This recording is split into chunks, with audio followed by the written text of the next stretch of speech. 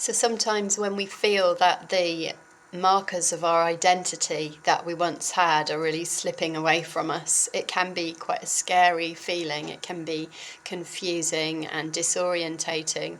Um, and what can help us in those moments is focusing on the miracles that we witness and focusing on the divine intelligence at work in our life as we go about, our daily activities. So, for example, perhaps before, it was our career that defined us, and we knew that we were on our way from A to B, that we were climbing the rungs of the career ladder, as it were, and now suddenly that just doesn't seem very meaningful to us. It doesn't seem to define our path through life as it once did. And I think that is often because we have said to God, that we're available to fulfill our soul's mission, our shlichus, here in this life on earth. And then all sorts of things happen. Rabbi Nachman of Breslov, the great storyteller, he tells quite a lot of his stories about this part of spiritual awakening. There's a wonderful story, a troubling but wonderful story of a man who loses his job successively many times, and it's all leading to a greater union with God. It's all leading to a greater faith on his part, but it's very challenging and it's very testing. And there are other stories as well about this kind of unsettling period when what we once knew as our pathway is really no longer, the one that we're following. And it seems, and it often is, that external events are interfering, with what we were doing before. But I strongly believe it's also because we've said to God, I'm here to fulfill my soul's mission, and may I help, really. That's our call of prayer. So I don't always tell personal anecdotes here, but there is a story that I'd like to share, and I've kind of reworded it so that I know that I'm not breaking any confidentialities and that this won't be in any way detrimental to the students that I teach, because usually, the relationships that I have with students they're private and they're confidential. But I can share this story. So on this occasion, I was teaching a boy online. And in fact, it was the only class that I had with him. I was like a replacement teacher. And he was learning the words about theatre and stage, like performance. And to be honest, the energy in the class online was pretty low key. He was just giving one word answers. He was working his way methodically through the exercises on the screen.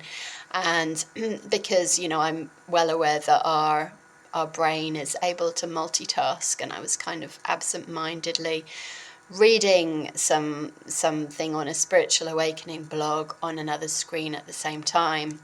And I used to beat myself up about that. I used to think to myself, you should be 100% focused on the person in front of you. And there's all this teaching about presence, especially, if you want to be on a healing path and you want to use talents as a healer, then there's a really overwhelming focus on presence and being mindful and present for the other.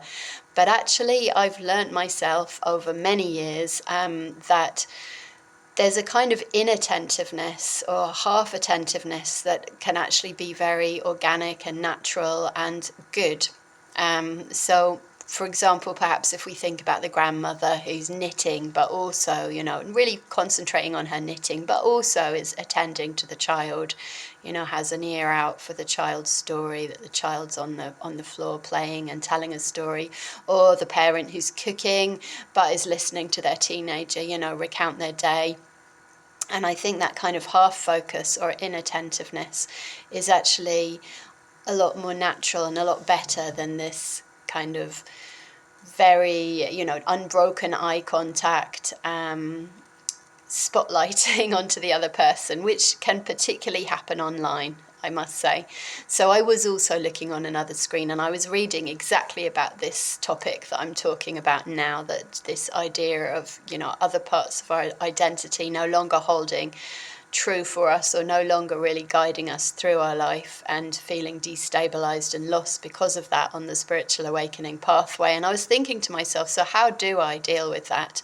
And with great gratitude, I realized that it's in those times that Hashem, God, often provides us with miracles of sight of the divine intelligence at work in our life. And very often it is when we're kind of doing a humdrum routine task, or we feel that we're doing something that really wasn't what we intended to be doing with our life. Why am I here? Why am I doing this? It doesn't make an awful lot of sense to me anymore. And I thought I was going to be doing this, and now I'm doing this lesser thing. Or, that's the kind of moment in which God may show us the divine intelligence at work. It can also be a time of challenges to our faith, for sure. And that's what Rabbi Nachman of Breslov talks about in his stories. And he talks about the overwhelming importance of holding to our faith and to our joy in those times. And so the boy on the other screen, he was reading the words performance. And I said to him, have you been to a performance? And he said, no. And as I say, this was the kind of interaction, one word we are having. So I said, well, what about at school? Sometimes children go up on the stage and they play music or sing, and then there's, the other people are watching. Did you do that? And he said, yes. And I gave, an invitation to say a little more. And he said that before he went up on the stage with his musical instrument, there was a girl who went up and played, and she played her music, and it was good. And then he said, there was a big fire in my city, and the girl died in the fire. So, yeah, I'll just allow a moment in this video to honor the spirit of that little girl, and also to honor the connection that the classmate had with her, really obvious connection from the way he spoke those words. And then our own connection changed as well. In fact, I had already queued up a video to play at the end of the class, which was of children singing a beautiful song as part of a school concert in England. And we spoke for another few moments, and then we both sat and watched the video together. And I could tell from his connection with me that changed from that point onwards, and from his body posture, that there had been a healing moment shared between the two of us. And of course I was honored, that no greater sign that God is putting you where you need to be. And I think we often don't even notice these miracles of connection, of interaction, these signs of the divine intelligence, making sure that we're where we need to be at a particular moment. And one such moment being that moment in the classroom with the young boy who was able to tell a truth that he was holding deep inside of himself that was important. So that's what I wanted to share today. Just that when we feel that very uncomfortable feeling of, our life's path no longer being mapped out in the way that we had planned, it can be job loss, loss of a home, all sorts of calamities that befall us, or it can just be the feeling that where we're going, we're still on the path that we'd mapped out from A to B, but it just no longer holds the same sense of meaning for us. It no longer seems to be driving us forward in the way that we imagined that it would. And this very often happens, I know, from speaking with others on the spiritual awakening journey.